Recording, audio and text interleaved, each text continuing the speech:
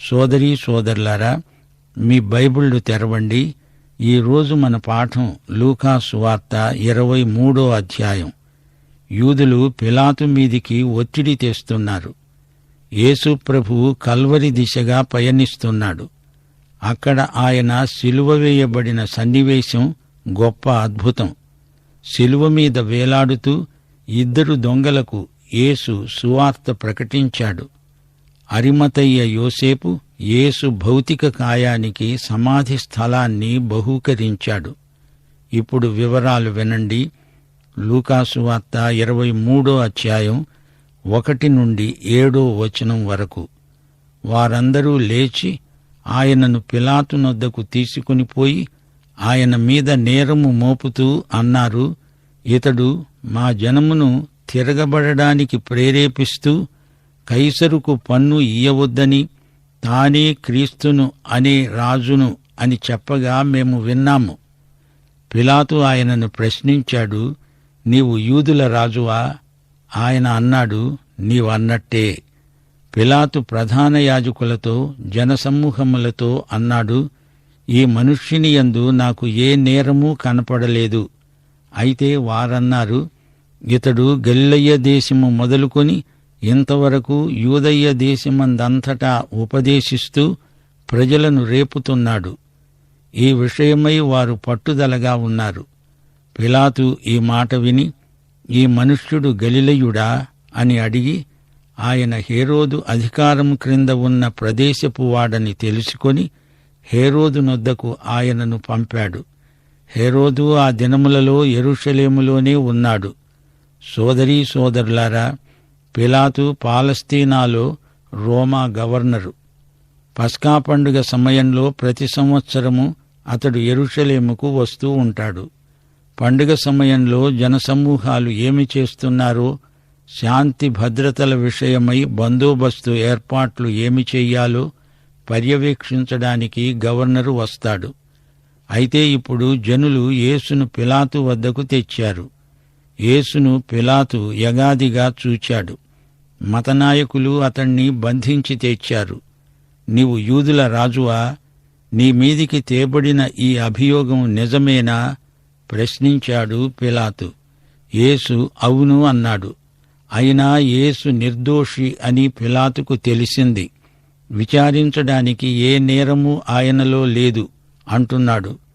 కాని మతనాయకులు గవర్నరు మీదికి ఒత్తిడి తెస్తున్నారు. ఇతడు తిరుగుబాటుదారుడు అంటున్నారు. ప్రభుత్వానికి వ్యతిరేకంగా ఇతడు పనిచేస్తున్నాడు అంటున్నారు. పిలాతు ఎలాగైనా ఈ వ్యాజ్యాన్ని వదిలించుకోవాలని యేసును హేరోదు వద్దకు పంపించాడు. ఆ సమయంలో హేరోదు అక్కడే ఉన్నాడు. ఈ సంఘటనలు ప్రమాదవశాత్తు జరిగినవి కావు, అంతా దేవుని నిర్ణయం. 8వ వచనం. హేరోదు యేసును చూచి మిక్కిలి సంతోషించాడు. ఆయనను గూర్చి చాలా సంగతులు విన్నందున ఆయన ఏదైనా ఒక సూచక క్రియ చేయగా చూడాలని నిరీక్షించి బహుకాలము నుండి ఆయనను చూడగోరాడు. ఆయనను చూచినప్పుడు చాలా ప్రశ్నలు వేసినా ఆయన అతనికి ఏ ఉత్తరమూ ఇవ్వలేదు. ప్రధాన యాజకులు, శాస్త్రులు నిలువబడి ఆయన మీద తీక్షణముగా నేరము మోపారు. హేరోదు తన సైనికులతో కలిసి ఆయనను తృణీకరించి అపహసించి ఆయనకు ప్రశస్తమైన వస్త్రము తొడిగించి పిలాతునొద్దకు మరల పంపించాడు. అంతకుముందు హేరోదు, పిలాతు ఒకరికొకరు శత్రువులై ఉండి ఆ దినముననే ఒకరికొకడు మిత్రులైనారు. గలిలయ హేరోదు పర్యవేక్షణలో ఉన్న ప్రదేశం. అంతకు ముందే యేసు హేరోదుకు కబురు పంపాడు. ఆ నక్కతో ఇలా చెప్పండి, నేను దయ్యాలను వెళ్ళగొడుతున్నాను, నేడు రేపు స్వస్థతలు జరిగిస్తాను, 3వ దినమున సిద్ధి పొందుతాను. హేరోదు యేసును చూడాలనుకున్నాడు. యేసు హేరోదుతో మాట్లాడడానికి ఇష్టపడలేదు. అతడొక వృద్ధ జంబుకం, ముసలి నక్క. అతడు నరకపాత్రుడు. హేరోదు కుటుంబానికి వెనక ఎంతో నేర చరిత్ర ఉంది. హేరోదు యేసును అవమానపరిచాడు. తిరిగి ముద్దాయిని పిలాతునొద్దకే పంపాడు. హేరోదు, పిలాతు అంతకు ముందు శత్రువులు. యేసును సిలువ వేయడానికి ఇద్దరూ మిత్రులయ్యారు. 13 నుండి 25 వచనం వరకు. అంతట పిలాతు ప్రధాన యాజకులను, అధికారులను, ప్రజలను పిలిపించి అన్నాడు, ఇదిగో, మరణమునకు తగినది ఏదీ ఇతడు చేయలేదు. మీరు ఇతని మీద మోపిన నేరములలో ఒక్కటైనా నాకు కనపడలేదు. హెరోదుకు కూడా ఏమీ కనపడలేదు. అయితే ప్రజలు ఏకగ్రీవంగా కేకలు వేస్తూ అన్నారు, వీణ్ణి చంపివేసి మాకు బరబ్బాను విడుదల చెయ్యండి. బరబ్బా అల్లర్లు, నరహత్యలు చేసినవాడు. పిలాతు యేసును విడుదల చేయగోరి ఎంత చెప్పినా వారు వినిపించుకోలేదు. సిలువ వెయ్యి, సిలువ వెయ్యి అని కేకలు వేశారు. మూడోసారి పిలాతు మళ్లీ చెప్పి చూచాడు. అయితే వారు ఒకే పట్టుగా పెద్ద కేకలు వేసి ఇతణ్ణి సిలువ వెయ్యమని అరిచారు. వారి కేకలే గెలిచాయి. వారడిగినట్లే జరగాలని పిలాతు తీర్పు తీర్చి బరబ్బాను వారికి విడుదల చేసి యేసును వారికి ఇష్టం వచ్చినట్లు చేయడానికి అప్పగించాడు. సోదరీ సోదరులారా, వింటున్నారా? యేసును నేరస్తుడని నిర్ధారణ చేయడానికి వారెంతగానో ప్రయత్నించారు. యేసు ప్రభువుకు హేరోదు తొడిగించిన రాజవస్త్రం ఆయనను అవమానపరచడానికే. తాను విడిచివేసిన రాజవస్త్రాన్ని ఆయనకు తొడిగించాడు. యేసును వ్యతిరేకించడంలో శత్రువులు కూడా మిత్రులవుతారు. లోకమంతా కలిసి యేసును సిలువ వేయడం మానవ చరిత్ర యొక్క విషాద పరిణామం.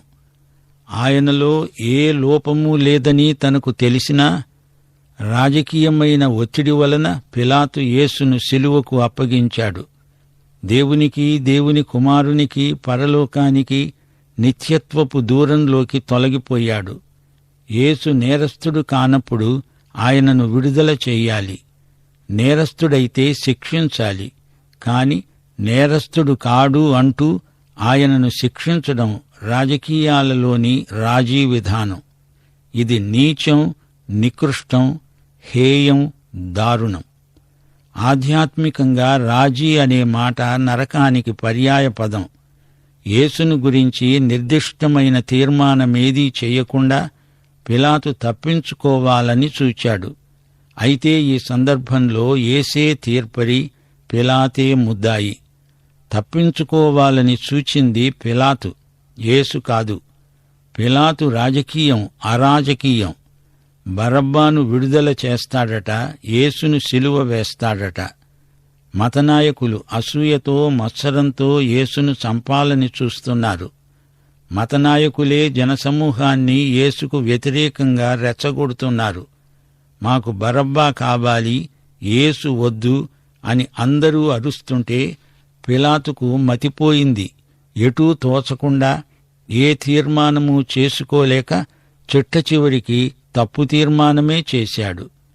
న్యాయాధిపతి అయినవాడు ప్రజాభిప్రాయాన్ని కోరడం అవివేకం.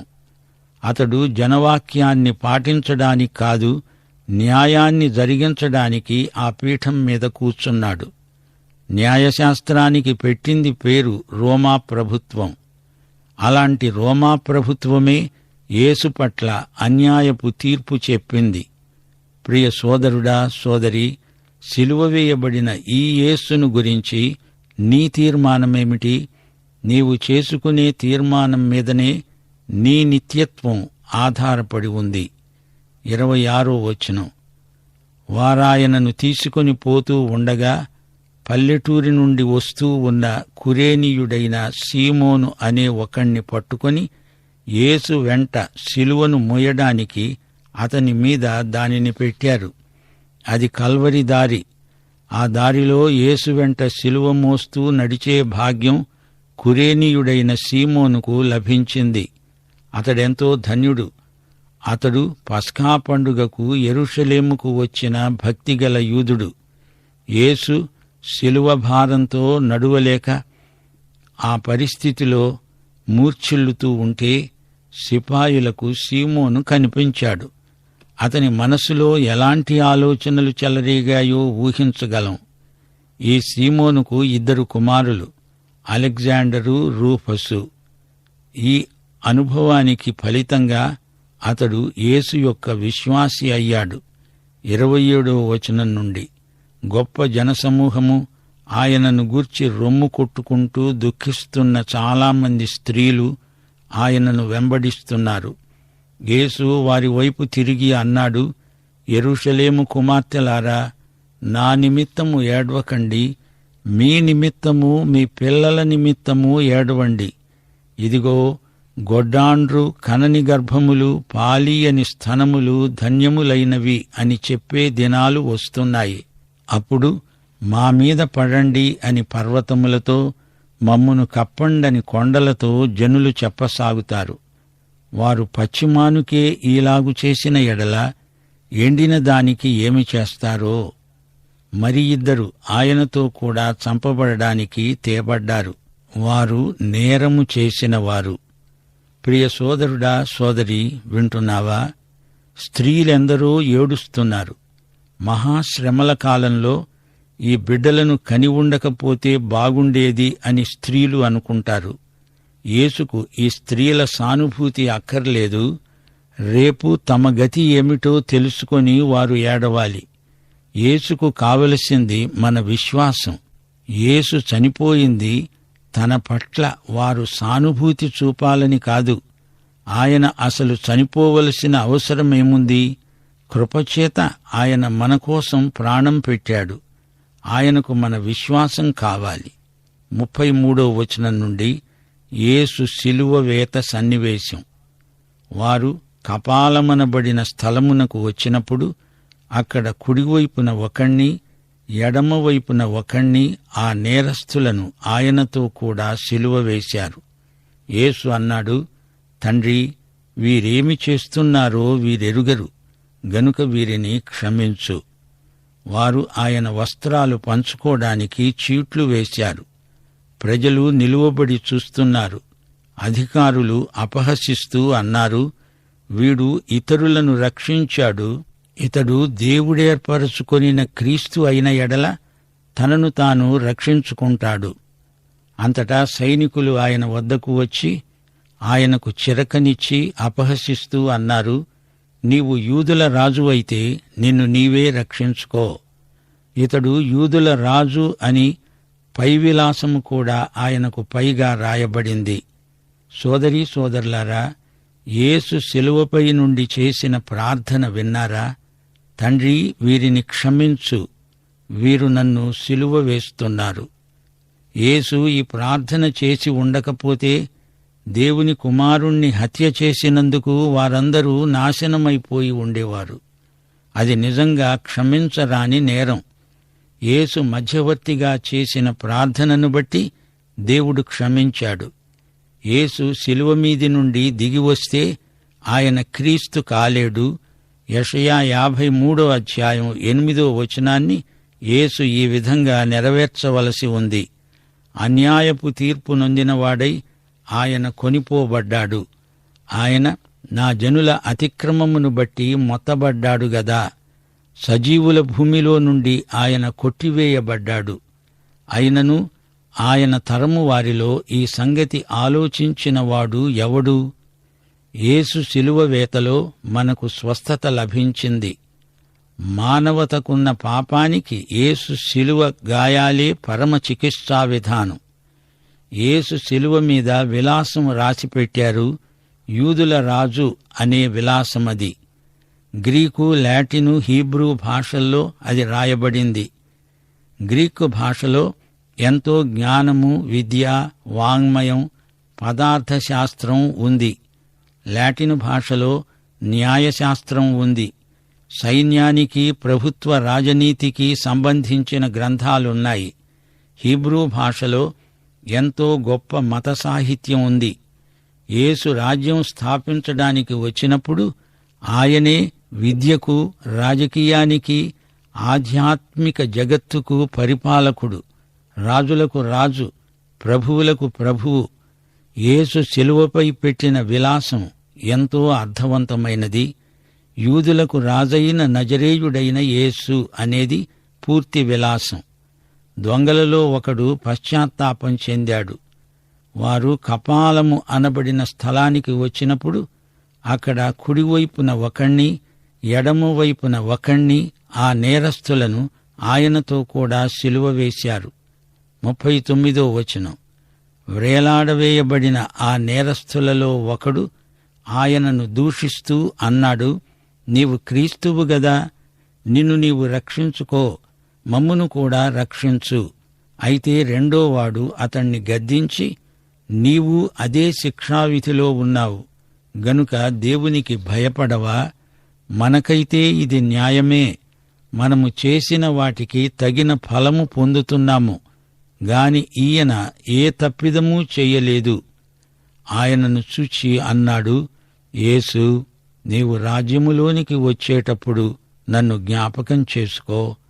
అందుకాయన వానితో అన్నాడు, నేడు నీవు నాతో కూడా పరదైసులో ఉంటావని నిశ్చయముగా నీతో చెబుతున్నాను.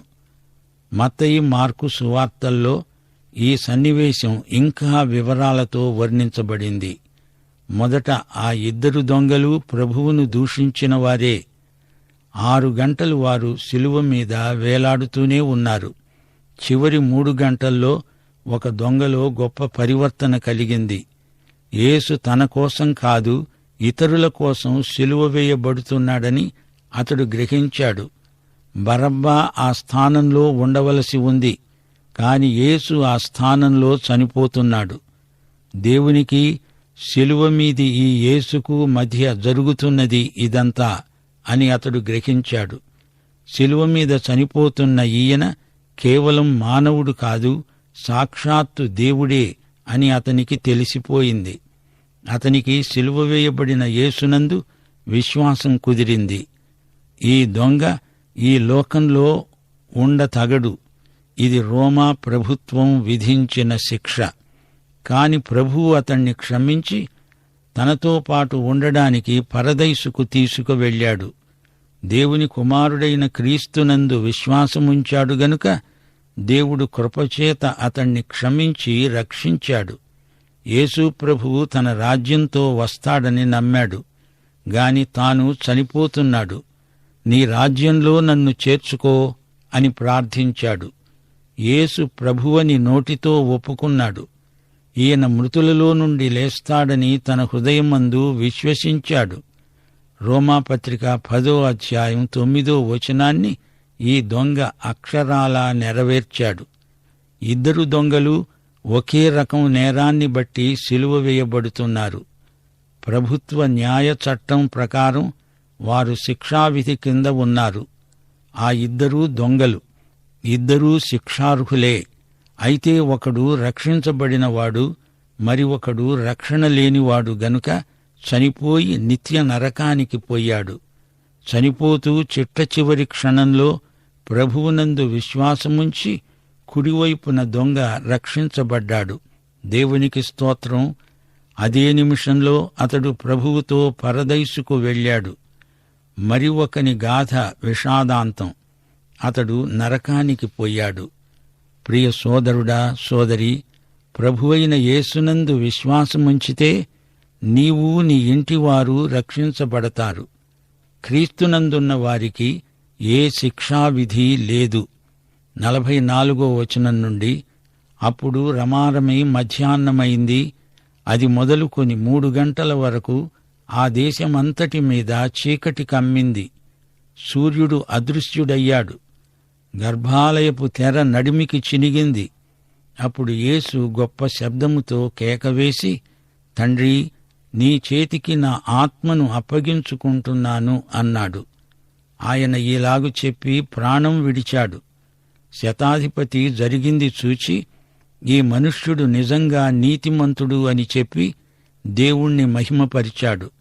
చూడడానికి కూడి వచ్చిన ప్రజలందరూ జరిగిన కార్యములు చూచి రొమ్ము కొట్టుకుంటూ తిరిగి వెళ్లారు.